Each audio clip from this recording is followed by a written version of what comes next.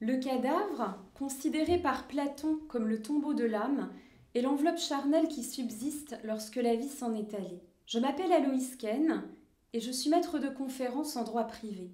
J'ai rédigé une thèse intitulée Le contrat portant sur le corps humain, où j'ai étudié le corps de l'état d'embryon à celui de cadavre. Mon projet pour la Fondation pour les sciences sociales consiste à analyser le traitement des cadavres durant la pandémie de Covid-19 et précisément durant l'état d'urgence sanitaire. Ce dispositif inédit a été mis en place par une loi du 23 mars 2020 pour cause de catastrophe mettant en péril, par sa nature et sa gravité, la santé de la population.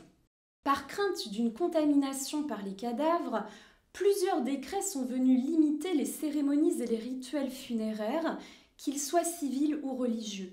L'État est allé au-delà des recommandations du Haut Conseil de la santé publique, en interdisant par exemple les soins de conservation du corps, la toilette mortuaire, et en rendant obligatoire la mise en bière immédiate. Dans un premier temps, mon travail consiste à identifier les injonctions qui ont été faites au personnel de santé et au personnel funéraire. Dans un deuxième temps, mon étude vise à rendre compte de l'ensemble des conséquences de ces injonctions ainsi que leur réception par la population.